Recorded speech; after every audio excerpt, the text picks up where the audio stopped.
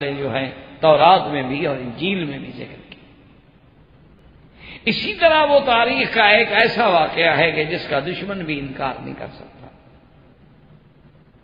کہ سیدنا عمر رضی اللہ تعالی عنہ کے خلافت کا زمانہ ہے اور بیت المقدس پہ چڑھائی ہے، اور ابھی عبیدۃ بن الجراح کی کمان میں لشکر صحابہ جو ہے وہاں خیمہ زن ہے، اور بیت المقدس میں جو لوگ تھے اس وقت یہودیت کا قبضہ تھا، ان کے جو بڑے بڑے پادری تھے، ان کے جو بڑے بڑے پریسٹ تھے، ان نے کہا ابھی عبیدۃ بن الجراح سے کہ ہم آپ سے بات کرنا چاہتے ہیں۔ انہوں نے کہا جی اہلاً وسہلاً تشریف لائیں۔ جب وہ آ گئے ملے، انہوں نے کہا دیکھیں ہماری جو کتابیں ہیں نا سابقہ، یعنی تورات ہے، انجیل ہے، زبور ہے، صحائف ابراہیم علیہ السلام ہیں، صحائف موسیٰ علیہ السلام ہیں، ان سب کتابوں میں لکھا ہوا ہے کہ بیت المقدس جو ہے ایک فلاں زمانے میں ایک آدمی آئے گا جو اللہ کے نبی کا خلیفہ ہوگا، نام اس کا عمر ہوگا، اس کی کچھ نشانیاں بھی لکھی ہوئی ہیں، وہ فتح کرے گا بیت المقدس کو۔ اگر آپ کا خلیفہ وہی ہے تو آپ خلیفے کو مدینے سے بلا لیں، ہم دیکھ لیتے ہیں، اگر خلیفے کی نشانیاں مل جاتی ہیں تو بغیر لڑائی کے چابیاں لے لیں، ہم لڑائی کرتے ہی نہیں۔ اور اگر وہ عمر نہیں ہے تو پھر آپ بیت المقدس فتح ہی نہیں کر سکتے، بلا وجہ کیوں اپنے بندے بناتے ہیں؟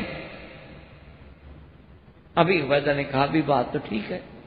آپ نے خط لکھا، قاصد بھیجا، اس دور میں قاصد جو ہے اونٹوں پہ اور گھوڑوں پہ آتے تھے، سیدنا عمر کو ملا، ان نے ساری تفصیل لکھی۔ حضرت عمر رضی اللہ تعالیٰ عنہ نے اپنے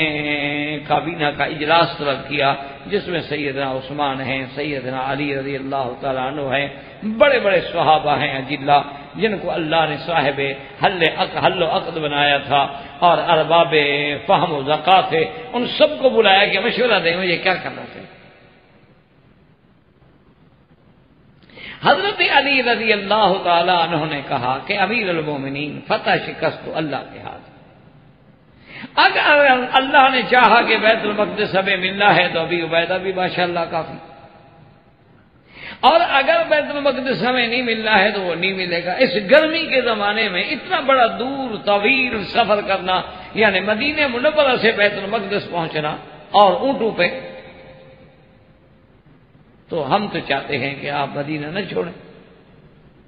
خیر، صحابہ کی رائے لینے کے بعد حضرت عمر نے کہا کہ علی آپ کی محبت کا بہت بہت شکریہ، لیکن اگر میں نہ جاؤں اور وہاں جنگ ہو جائے اور کچھ لوگ شہید ہو جائیں اور قیامت کے دن اللہ تبارک و تعالیٰ فرمائے کہ عمر تم گرمی کی وجہ سے نہ گئے اور تم نے میرے مسلمان اور حضور کے صحابہ شہید کرا دیے، تو پھر میرا کیا جواب ہوگا؟ انہوں نے کہا جی ٹھیک ہے۔ حضرت عمر وہاں سے روانہ ہوئے اور اپنے خادم سے یہ فیصلہ کیا، کہا کہ بھائی بات سنو، سفر ہے طویل،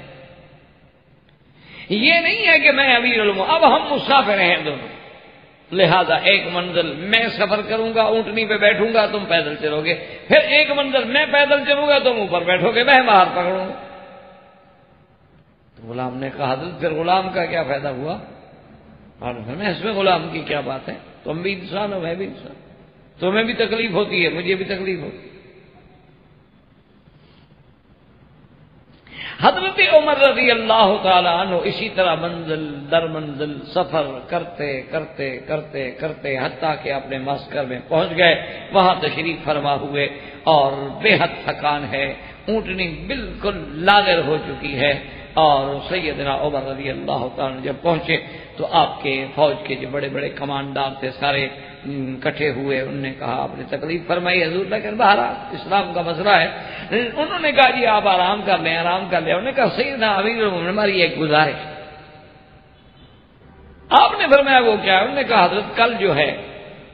یہود کے بڑے بڑے احبار، بڑے بڑے ان کے پادری، بڑے بڑے ان کے جو پیر مولوی سب اکٹھے ہوں گے،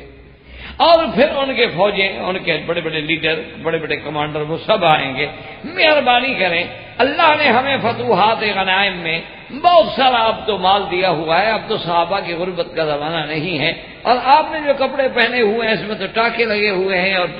12 پیوند لگے ہوئے ہیں، آپ مہربانی کر کے ہمارے پاس شاہانہ لباس موجود ہے، آپ اعلیٰ لباس پہنے، اعلیٰ گھوڑے پہ بیٹھے، کوئی پتہ تو لگے کہ مسلمانوں کا امیر المومنین خلیفۃ رسول اللہ صلی اللہ علیہ وسلم اس لباس میں اور ایک کمزور اونٹنی پہ بیٹھ کے آپ جائیں گے۔ حضرت اس میں تو مسلمانوں کی بڑی سبکی ہو۔ حضرت عمر نے بڑے اصرار کے بعد بات مان لی۔ جب جانے کا وقت آیا، ان کو اطلاع کر دی گئی کہ ہم آ رہے ہیں، تو لباس منگوایا گیا، آپ نے لباس پہنا، ایک بڑا ابلق گھوڑا منگایا گیا، آپ نے گھوڑے کے رکاب میں پاؤں رکھا، ابھی دین پر بیٹھے نہیں تھے، جلدی سے چھلانگ لگا کے اترے اور فرمایا ہلاک عمر، ہلاک عمر، ہلاک عمر، عمر برباد ہو گیا۔ اور اس کے بعد فرمایا کہ میرا لباس کہاں ہے، جلدی کرو لے آؤ۔ جلدی سے وہی لباس زیب تن کیا، فرمایا وہی میری اونٹنی لے آؤ، وہی میرے خادم کو بلاؤ۔ وہی خادم ہے اور باقاعدہ باندھ کی رسی کی مہار ہے، چمڑے کی مہار بھی نہیں ہے، اور لاگ رسی اونٹنی ہے، اور سیدنا عمر کے صرف قمیض میں 12 پیوند لگے ہوئے۔ وہاں گئے، انہوں نے کتابیں کھولی، ایک ایک نشانی ملائی، وہ تو دشمن ہے، وہ کو محبت کی نظروں سے تو نہیں دیکھ رہے۔ ساری نشانیاں دیکھنے کے بعد جب انتہا ہوئی تو انہوں نے کہا کہ انت عمر بن الخطاب وانت خلیفۃ رسول اللہ، تم باقی عمر ہو، باقی اللہ کے نبی کے خلیفے ہو، یہ چابیاں بیت المقدس کی لڑائی کی کوئی ضرورت نہیں، اب آپ کی حکومت قبول کرتے ہیں۔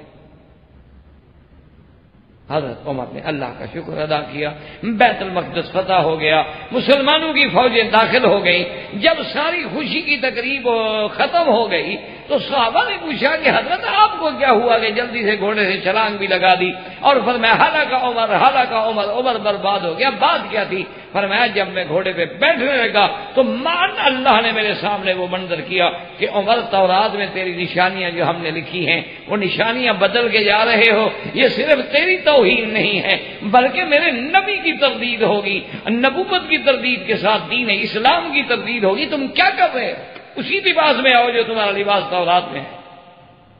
اگر یہ فیصلہ ان کو نعوذ باللہ شبہ ہی چلو ہو جائے گی یہ عمر نہیں ہے تو عمر نہیں ہے، تو اس کا معنی وہ نبی بھی نہیں۔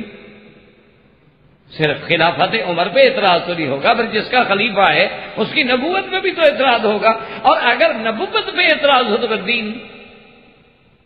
دین اسلام تو ختم ہو گیا۔ تو صرف 5 منٹ کے کپڑے پہن کر تم وہ ساری علامات کو بدلنا چاہتے ہو؟ تو اس لیے میں نے کہا کہ عمر برباد ہو گیا، لیکن اللہ کا شکر ہے کہ اللہ نے مجھے بربادی سے بچا لیا۔ تو اس لیے قرآن پاک نے فرمایا کہ میرے مدنی کے صحابہ تو وہ شان والے ہیں کہ مثلہم بالتوراۃ و مثلہم بالانجیل،